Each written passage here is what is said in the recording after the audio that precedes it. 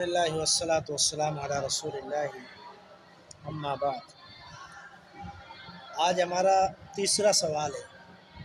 تیسرا سوال کیا ہے کہ ہم اللہ تعالیٰ کی عبادت کیسے کریں، کیونکہ عبادت اپنی مرضی کی نہیں کی جاتی۔ اگر اپنی مرضی کی عبادت ہوتی تو پھر اللہ کے رسول اور نبی نہ آتے۔ سمجھ آ رہی بات؟ اللہ کے رسول اور نبی نہ آتے تو عبادت اسی طرح کی جانی چاہیے جس طرح حکم ملا ہے، ٹھیک ہے؟ کیونکہ اللہ کی رضا چاہتے ہیں تو اللہ کی مرضی کے ساتھ ہی ملے گی اللہ کی رضا۔ اگر ہم اپنی مرضی چلائیں گے تو پھر اللہ کی رضا حاصل نہیں ہوگی، ٹھیک ہے؟ قرآن مجید کی آیت بیان کی کہ جس طرح ہمیں اللہ تعالیٰ اور اس کے رسول نے حکم دیا ہے، فرمان الہی ہے یا ایھا الذین آمنوا اطیعوا اللہ و اطیعوا الرسول ولا تبطلوا اعمالکم۔ اے ایمان والو، تم اللہ کی اطاعت کرو اور رسول کی اطاعت کرو اور اپنے اعمال برباد نہ کرو۔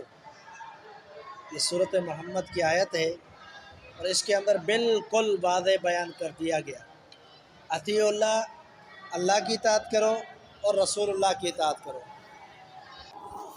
تو قرآن مجید کی آیت کیا ہے؟ من یطع الرسول فقد اطاع اللہ۔ جس نے رسول کی اطاعت کی اس نے گویا کہ اللہ کی اطاعت کی۔ تو یہاں پر کیا کہا گیا ہے؟ اے ایمان والو، اطاعت کرو اللہ اور اس کے رسول کی۔ رسول کی اطاعت اللہ کی اطاعت کیوں ہے؟ اس لیے کہ اللہ نے ہی رسول کو بھیجا ہے اور رسول اپنی طرف سے بات نہیں کرتا بلکہ اللہ کا پیغام پہنچاتا ہے۔ قرآن مجید میں اللہ تعالیٰ نے سورۃ حاقہ کے اندر فرمایا تنزیل من رب العالمین ولو تقول علینا بعض الاقاویل لاخذنا منہ بالیمین ثم لقطعنا منہ الوتین۔ یہ اللہ رب العزت نے اپنے پیغمبر کو تنبیہ کی۔ کیا کیا؟ تنبیہ۔ فرمایا کہ یہ اللہ کی طرف سے نازل شدہ ہے قرآن، تنزیل من رب العالمین ولو تقول علینا بعض الاقاویل۔ فرمایا کہ اگر کوئی بھی بات، کوئی بھی جملہ، کوئی بھی لفظ وہ کچھ نہ کچھ بات ہمارے خلاف کرے، ایسی بات کرے جو ہم نے نہیں کی، لَأَخَذْنَا مِنْهُ بِالْيَمِينِ، تو ہم اس کو دائیں جانب سے پکڑ لیں، ثُمَّ لَقَطَعْنَا مِنْهُ الْوَتِينَ، پھر ہم اس کی شہ رگ کو کاٹ دیں۔ کیا اللہ نے کہا؟ اللہ نے فرمایا کہ اگر رسول بھی ہمارا اس طرح کی کوئی گستاخی کرے، ناممکن ہے۔ کیا ہے؟ ممکن نہیں ہے کہ رسول ایسا کرے گا، لیکن اللہ تعالیٰ نے یہ انسانوں کو سمجھایا ہے، دیگر امتیوں کو سمجھایا ہے کہ ہمارا رسول بھی اگر کوئی خطا غلطی کرے گا تو ہم اس کو بھی نہیں چھوڑیں گے، اس کو بھی پکڑیں گے۔ اس لیے رسول غلطی نہیں کر سکتا، تو رسول کا کام کیا ہے؟ پہنچا دینا۔ تو اللہ تعالیٰ نے قرآن مجید میں کئی مقام پر فرمایا کہ رسول کی اطاعت کرو، مطلب یہ ہے کہ رسول کا پیغام وہی اللہ کا پیغام ہے۔ تو یہاں پر بھی کیا فرمایا کہ جو اللہ اور اس کے رسول کی اطاعت کرے گا اس کے اعمال بچے رہیں گے، اور اگر اطاعت نہیں کرتا وَلَا تُبْطِلُوا أَعْمَالَكُمْ، فرمایا اپنے اعمال کو برباد نہ کرو، ضائع نہ کرو۔ جو اللہ اور اس کے رسول کی اتباع اور اطاعت نہیں کرے گا اس کے اعمال ضائع ہو جائیں گے۔ اسی لیے ہم بہت ساری بدعات کو کیا کہتے ہیں کہ یہ جیسے میلاد کی بدعت ہے، اسی طرح جو ہے قبروں پر، مزاروں پر آج کل جو ہوتا ہے یہ ساری بدعتیں، ہم کہتے ہیں یہ محنت اور پیسے خرچ کرنے کی ضرورت نہیں ہے، یہ قابل قبول نہیں ہے، یہ غلط کام ہے، کیونکہ اللہ اور اس کے رسول کی اطاعت نہیں ہے۔ کہ جو اللہ اور اس کے رسول نے حکم دیا، جو رسول اللہ صلی اللہ علیہ وسلم نے خود کیا اور صحابہ کو حکم دیا، وہی صحیح عمل ہے، اور اگر ان کے خلاف کوئی عمل ہے تو وہ قابل قبول نہیں ہے اور وہ رد ہو جائے گا۔ کیونکہ حدیث کے اندر بالکل واضح ہے، رسول اللہ صلی اللہ علیہ وسلم نے فرمایا، صحیح مسلم کی حدیث، کہ من عمل عملا لیس علیہ امرنا فهو رد۔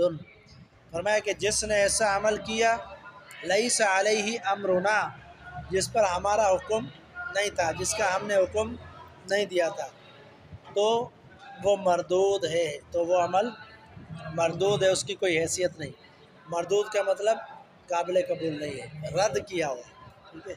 رد کیا ہوا، قابل قبول نہیں ہے۔ اسی طرح رسول اللہ صلی اللہ علیہ وسلم کی ایک اور حدیث ہے آپ علیہ الصلوۃ والسلام نے فرمایا کہ من عمل عملا لیس علیہ امرنا فہو رد، کسی نے ایسا کچھ کہا معلم اقل، جو میں نے نہیں کہا، فرمایا اب اس کا ٹھکانہ کیا ہے؟ جہنم ہے۔ کیا کہا؟ کہ اس کا ٹھکانہ جہنم ہے۔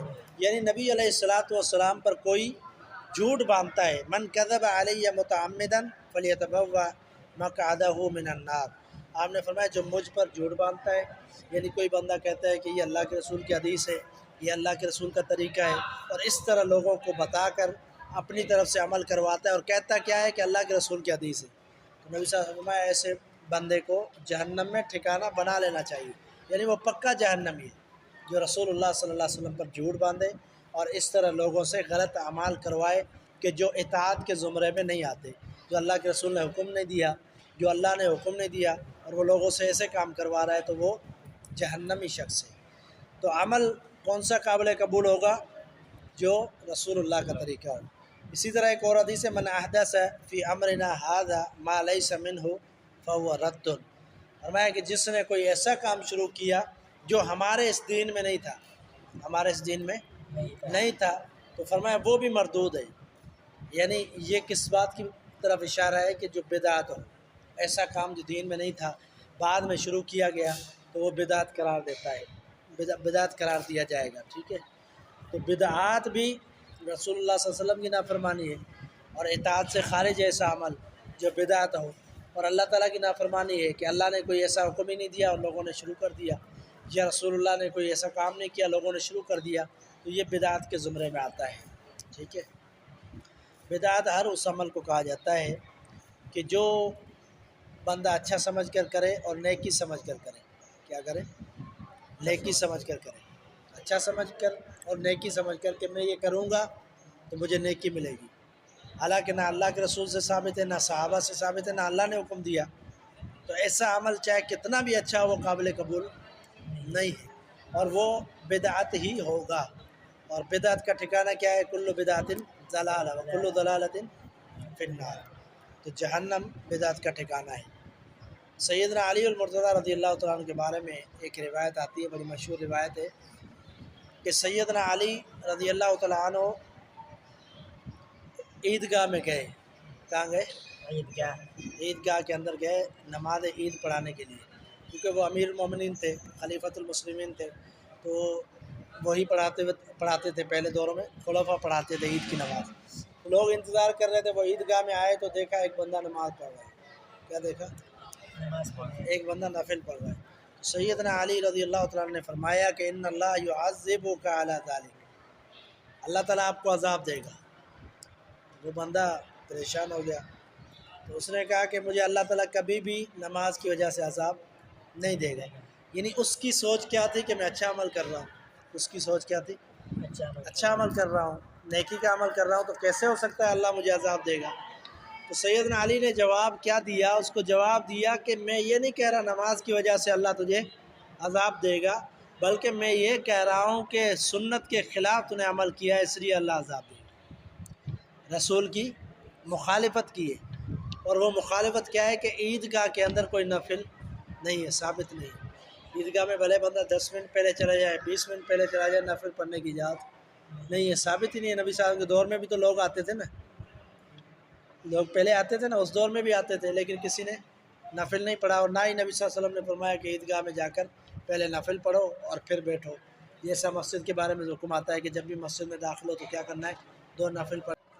سمجھ گئے بات؟ تو آج کے سبق کا خلاصہ کیا ہے کہ اطاعت اللہ اور اس کے رسول کی کرنی ہے، اور اپنی مرضی کا کوئی عمل نہیں کرنا، چاہے کتنا ہی اچھا کیوں نہ لگے۔